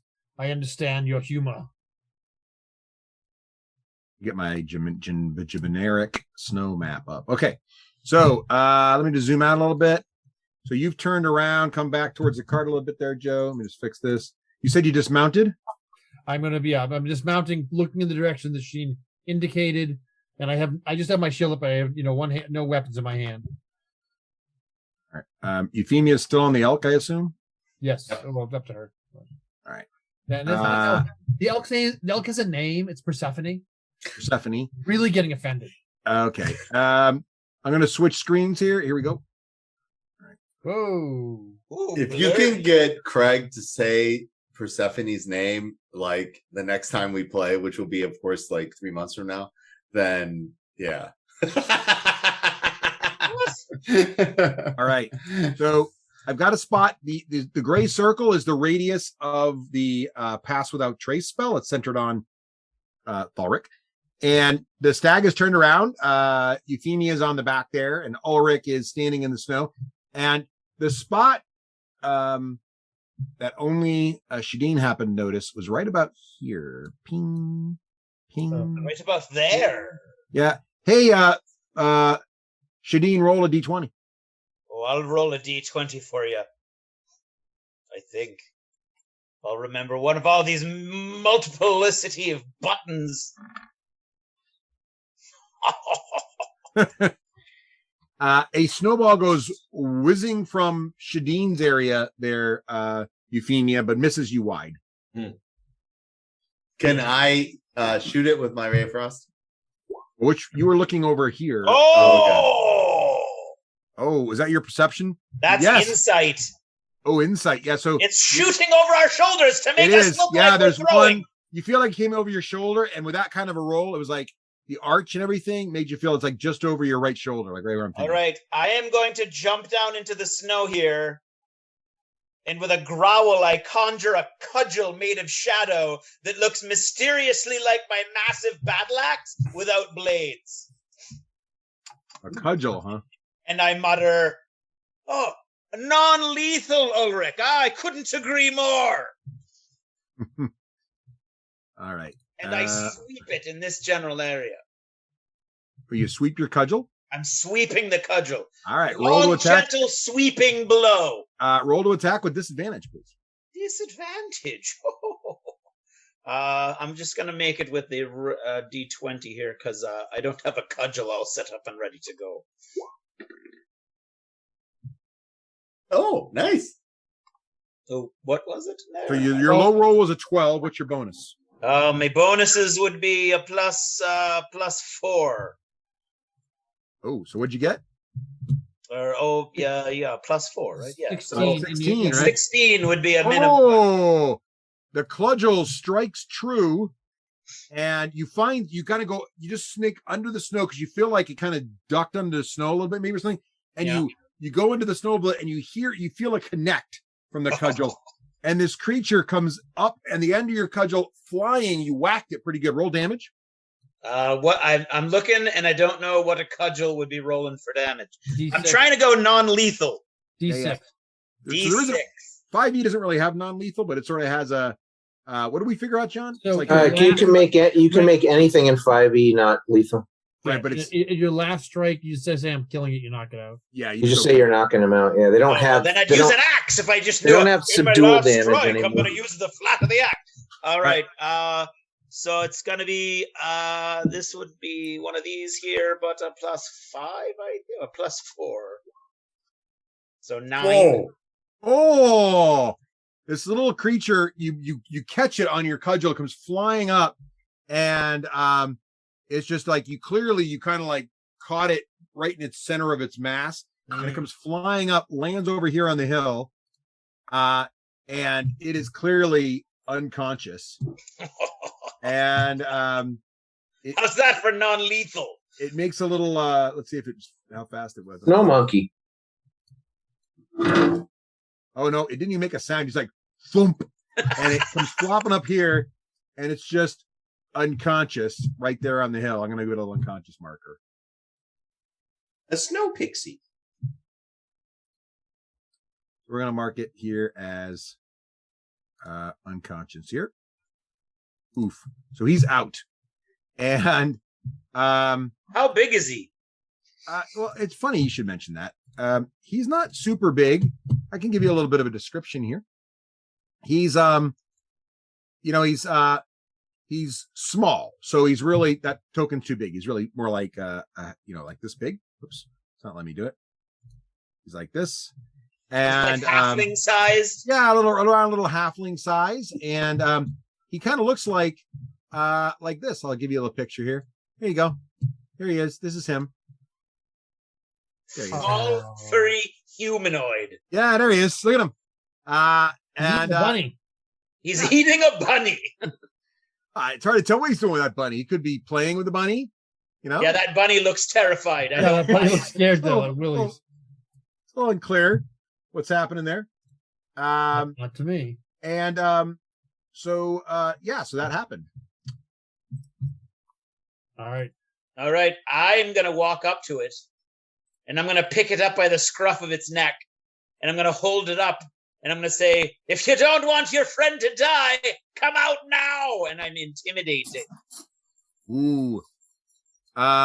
Okay. So you say that, and you hold up the little dangling little body there in your arms. Yeah. Would you like me to roll intimidation? Yeah, why don't you go ahead and do that? Give me a nice intimidation roll. Could I have advantage because I I'm think you get hoisting advantage their for dangling one and one-shotting one when he was trying to hide beneath the snow. I am the bane pretty good. of furry small snow creatures. Yeah, this is in your Oh wheelhouse. well, that's good then. Good thing you had advantage. Yeah, we'll see. Oh well. Okay. We have 3 rolls. I don't know. I thought I rolled 1. It shows you rolled. Your second roll was quite good. Yeah. Was a 19. The second roll would have been it didn't show me that. Yeah. So That's your why first I roll was a rolled 9, which was not great, but your second roll was quite good. So we'll take that one. So I'll take that one. Then you are indeed very intimidating, and you see, all of you sort of see another creature pops up over on this hill, and he's over here. He's also sitting there, and again, it's token. That's his bigger brother. I know his token's the wrong size again. I apologize. And we'll fix him. We'll fix him. And he goes, he looks at him and he points. And he goes, Yip-a-loo, Yip-a-loo, Yip-a-loo. And then shortly after that, this other little creature pops up. Can you all see all this, by the way? Okay, is the map working pretty well? So far, yeah. I don't see the third creature yet. He comes up on the top Oh, of this now I see him, yeah. And he says, Yip-a-loo, Yip-a-loo, Yip-a-loo. And he's pointing down at you, which is a little concerning, but he's also very small. So he's up there, Yip-a-loo, Yip-a-loo. And then is their word for Ramirez or whatever. And then this other creature pops up on this hill and it goes, oh, Yip-a-loo, Yip-a-loo, Yip-a-loo. And he roars in a deafening roar at you also. Aha. All right, which one of you threw a snowball? You're in trouble now. And then Recess this other creature pops feel over like this hill and yells, Yip-a-loo, Yip-a-loo, from way down over here in this part of the thing. I think if you snap Yip-a-loo's neck and throw him out there, they won't their attack him. cries are kind of echoing through the valley. Now these guys are a little bit bigger. Actually, you can go and someone can make a history check if they want. Oh. History or nature? Nature works too. Or both? Okay. Well, because I don't have either, the small ones are not well understood. I have a nature one. Okay, one person gets to make one check, and nature seems better than history. So, I thought we were going to both do it, Seppi, to perhaps just discern maybe where they come from. I will give you an advantage. You talk about it, and I will use historical buffing. As soon as I get taken action, I can easily make it over there to the creature by jumping over there. If you need to let me take it. I'm gonna lay on hands 1 hit point to bring it back and hold it up and hold it up like we're on my shield, like we're not trying to hurt it. 19 nature, Russ, for Euphemia. Yeah, so that thing you're looking up there, that is definitely what you call your good old fashioned. That there is a Yeti, people. Oh, we're there, Yeti. Yeah. And what'd you get, John? A 19? Or Euphemia? No. It was just Euphemia. She got Euphemia 19. With a 19, you also have heard that there are creatures rumored. Some people, not everybody's sure they exist because no one really knows the ecology or the life cycle of a Yeti. But there's rumors that there are things called Yeti tights, these little baby Yetis that grow up into big Yetis. And also the rumor is that Yetis are very protective of their young. That's also a rumor. They're not friendly. I think the little ones are the babies to the big ones, and I'm afraid Shadeen clunked the little baby one, and we could be in some trouble. You're damn straight I did, and I'll clonk the big ones too. Can I step over there and will you let me take it, Shadeen? Whatever. With ill grace, I think we should roll initiative. The little biter over. Let's roll initiative and see how fast everybody can react to the situation. So I'm going to clear the initiative tracker. All right, I can move myself back to where I was. Don't forget to click on your token. All right, start rolling for initiative, everybody. Oh, we're gonna kill all these Yetis for invading their home. Is that no? This is not a kill situation. Oh, for I just want to make sure the order we get into order here. It's time to kill an entire family. Like, I assume Thrall's hungry. He hasn't eaten a sentient species in at least. I would like to thank Euphemia for rolling lower than I did. These guys eat sentient species too. So put your judgment in their direction. I don't know. I can judge you both. I got judgment for everybody. Oh my God, this is horrible. I'd like to point out that I didn't cheat. I rolled the halfling 1 and I re-rolled the 5. Ah. Did my dice roll come through? I clicked on it. I'm just rolling for all the Yip-a-loo guys here. All right, let's see. I got a 4. That's amazing. Eric, you got a 4. Yeah, that looks It's amazing. Hey, I got a 3. Yip-a-loo! Yip-a-loo! Yip-a-loo! All right. Hang on, I just got a couple more little housekeeping things to do here. Pay no attention to that. Oof. All right. Okay. All right. Let me just sort the initiative tracker here. Ulrich got in one little maneuver. We're gonna do it descending. All right.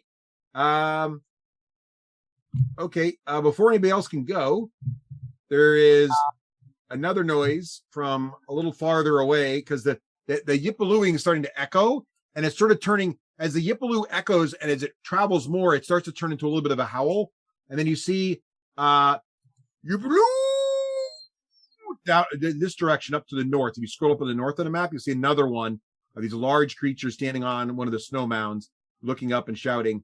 And they weren't all there before, so these creatures must be like really, and you can tell even looking at them, like it's hard to keep track of them. Like they blend into the snow terrain just really masterfully. But he just kind of appears and yells, and that's all he does. And Thalric, it's actually your turn right now. What's the weather like? It's light snow, but the wind's picking up, and it looks like there's a little bit of dark clouds on the horizon. So would you say where it is stormy weather? I wouldn't say it's stormy, but there is a storm possible later today. It looks a little stormier than it used to. I'm just going to call lightning, but I'm not going to do anything with it.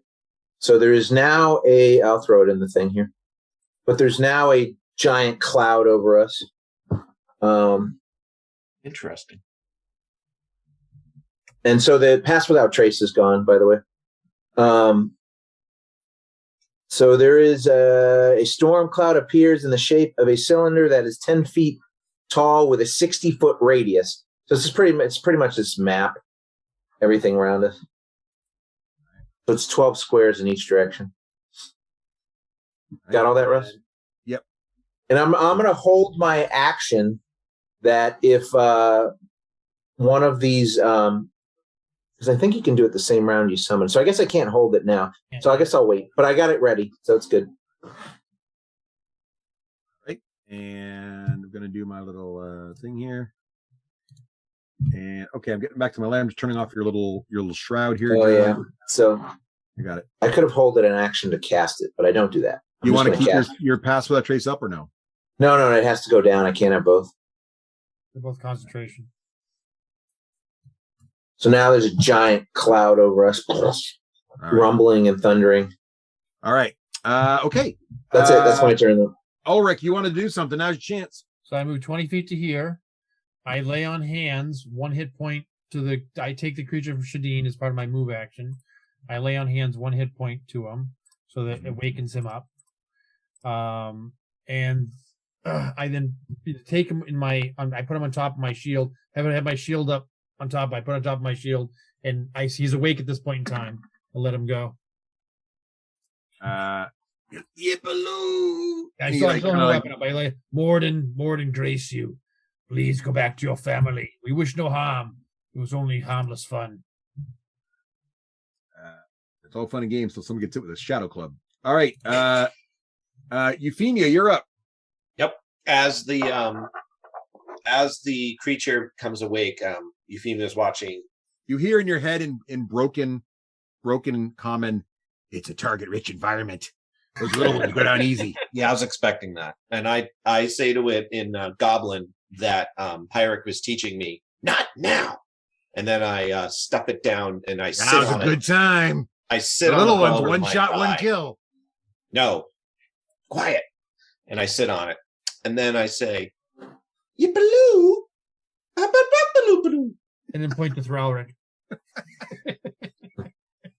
Yip-a-loo. Okay. That's a Yip-a-loo. Get him. Would you like to try interpretive dance? No. No, okay. I'll use what do you think? Nature? Try to I'm trying to mimic using its language. Sure. its Okay. words Nature seems right. to seem happy. That to seems be like, strangely okay. Yeah. All right. look what happened. Yeah. All right.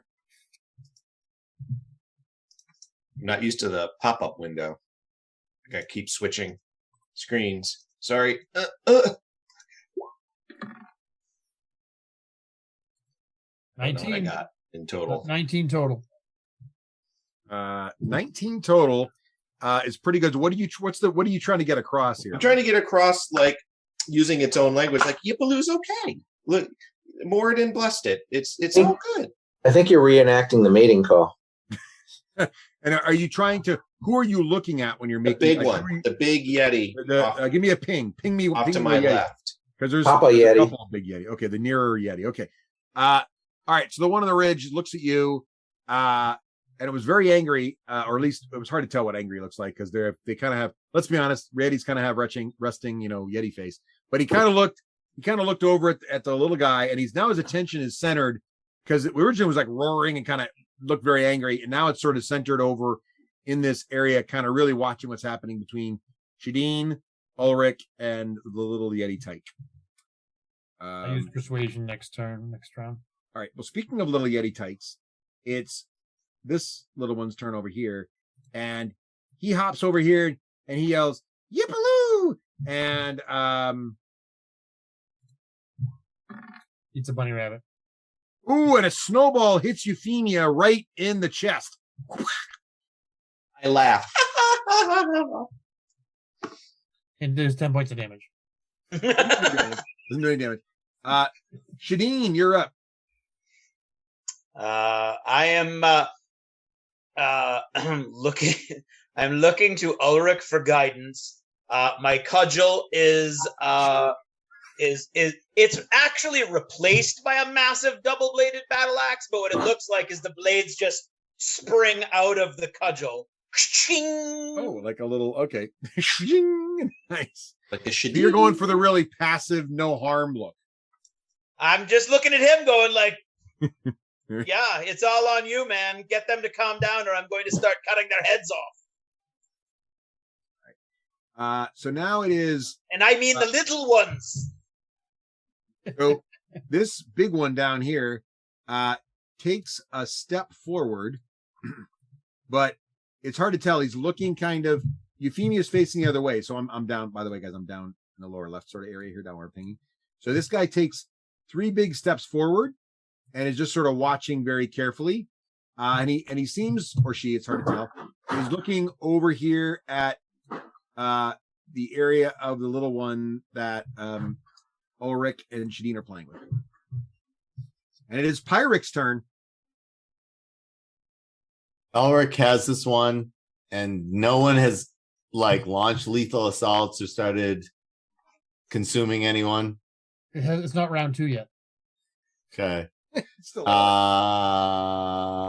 I am indifferent towards this whole exchange. These are obviously not part of the Black Spiders war movement. They're not Sunblight, people who've declared themselves against us. And until they declare themselves against us, I will passively hold up my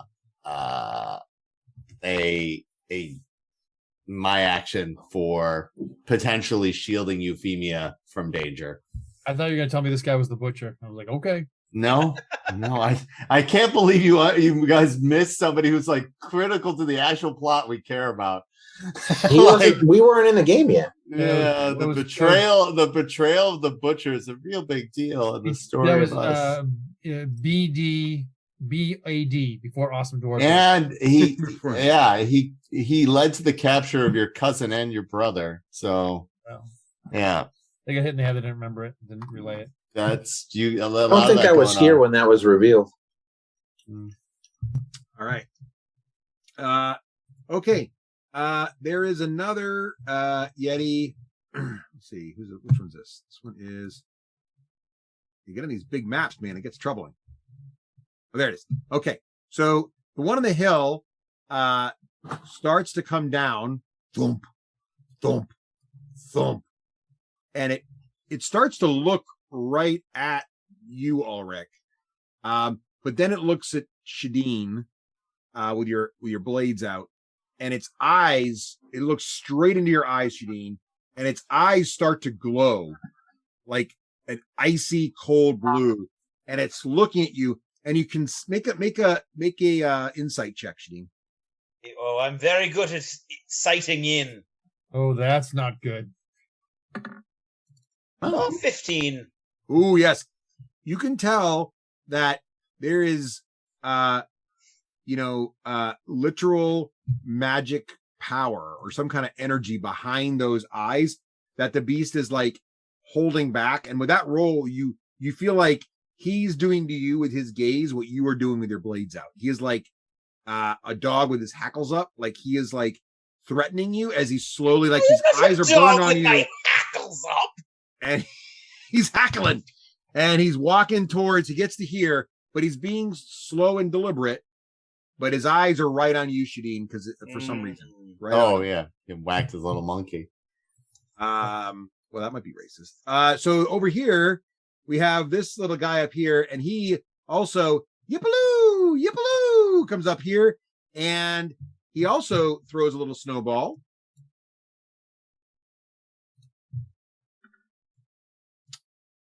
And it goes by Euphemia's head. I like Euphemia. She's a good target. I think they think she's one of them. In warmer temperatures, the creatures don't fling snowballs.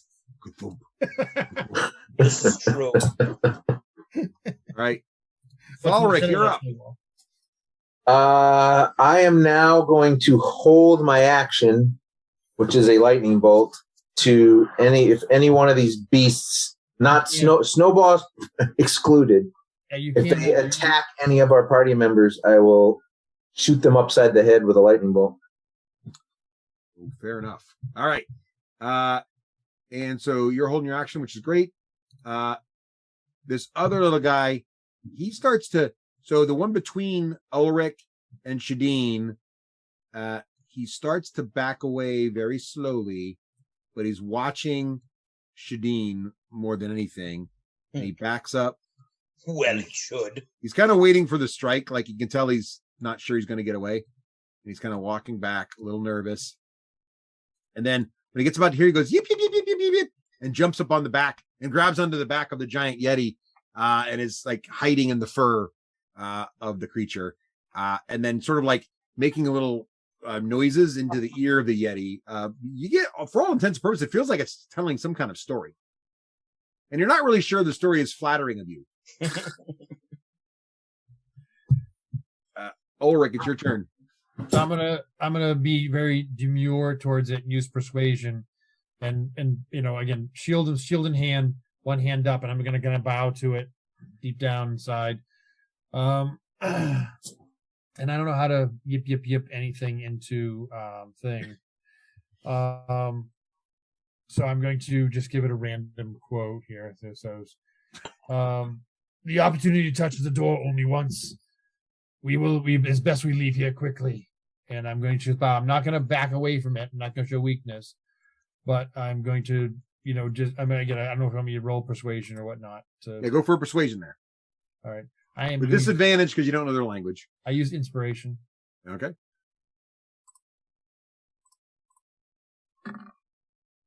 Hey, that's pretty good actually. So what's the intent? Because I'm not really sure I understand. So we're peaceful. We're peaceful, and we're trying to just go through. And we, Morden has got, as even though the child fell down and hurt itself on a club, I have by accident Morden has protected it. They did start it. And then we are going to walk out. We're gonna, as John would say, we're gonna bolt. Joe's like, it was an accident. John's like, they started it. Well, they did. They did start it. All right, fair enough. All right. And I take a 5-foot step away from Sheen in case that thing. As you make those gestures of sort of like trying to leave peacefully and use soothing words, the glow, the piercing glow in the eyes of the Yeti here starts to fade a little bit, and it looks like it seems to be calmed down slightly. Like, thanks, Chewie. All right. We got time for getting to the top of the round here before time runs out here for us. Euphemia, what are you going to do? So Euphemia, being of the smaller races, is pretty familiar with other small races, being the Yetlings. And I like that term. I'm going to write that down. She write that down. She is very conscious of the fact, much like sprites and pixies and brownies, that they seem so cute and lovable, but they're actually quite dangerous. So she's not exactly persuaded by their cute and cuddly cuzzy nature, along with their big papas bearing down on them. You better run for cover when the pup grows up, so to speak. Yes. And so she's going to use nature, because again, I would use insight if they were more like human, but she's going to use nature to try to see if this is some sort of just natural ploy to encircle us and cause danger. And the other thing one might notice if they were an astute watcher was she sat on the bow, but the bow is suddenly in her lap. And she did not remove the bow. It just appeared there. I'm taking some liberties, Russ. If it's too far, let me know. So it's kind of like in a spooky movie when they take the doll, the creepy little doll, and they put it in the box, and then they turn and look, and the doll's outside the box. It's like that. That's what just happened. Yeah. The bow's in your lap, and it pocket, says, you're just happy to see these Yeti. They got one back. They won't miss one. You can take a little one. And I don't even pay it any mind. I don't acknowledge it. All right. Should rename your boat to Chucky. All right. All right. Switching screen. Boop, boop. It's my nature roll. Oh, the goodness was there for a second. I thought you had it there. 14. Still pretty good though. Should be a 14. Yeah, it's a little unclear. You do know, your what you remember of learning of Yeti. They're definitely predatory and carnivores. So they do like to hunt prey, and they will sometimes hunt in packs. So that could be bad.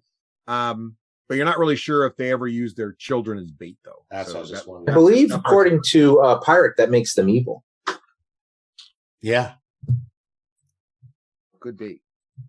Yeah. Eating sentient species makes you evil. Like, that's like a baseline. All right. This bigger Yeti, as it got closer, this little one up here starts to kind of make way towards the bigger one. Yip, yip.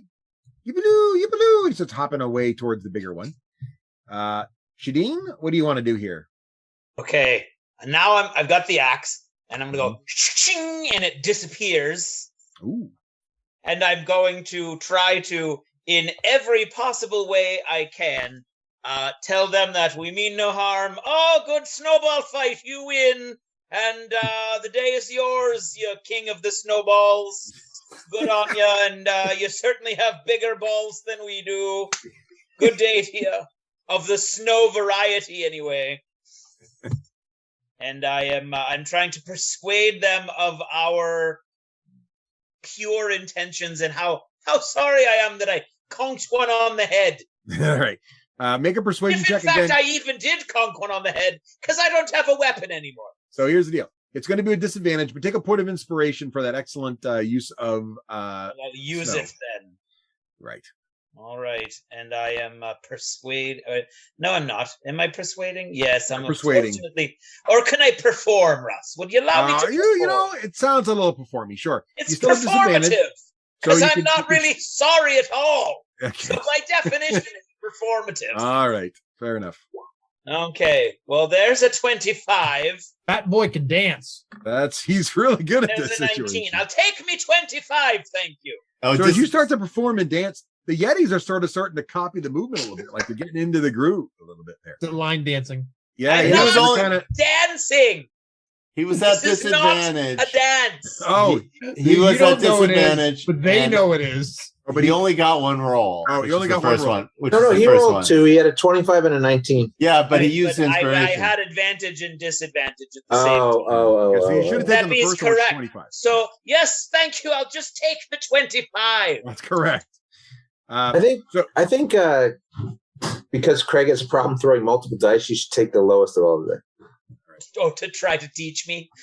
To teach them, yeah. The burned hand teaches best. This certainly is a Wakeland strategy. It is a strategy. Dead adventure teaches best. That's how I teach my kids. All right, so we got to wrap up here, but they do seem to be. I'm going to make a note here for next time. They do seem to be persuaded by Shadeen. It was all one horrible misunderstanding. Well, I'm so happy I haven't had to use my persuasive lightning yet. But it's your lightning is still up, and Seppi's got one last move here before. Let me see if I can put a marker on me to show lightning. Yep.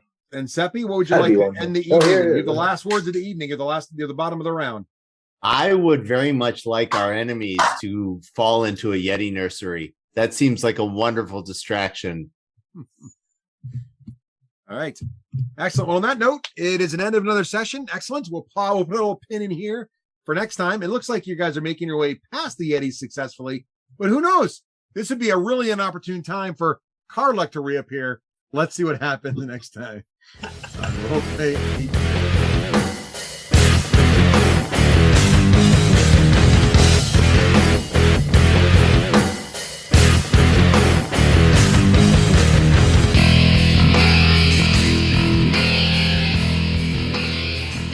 Achievement unlocked. You've made it to the end of another D6 Generation episode, the podcast whose humor has universally been acclaimed as not too horrible. Please let us know what you thought of the show by emailing us at info@the d6generation.com.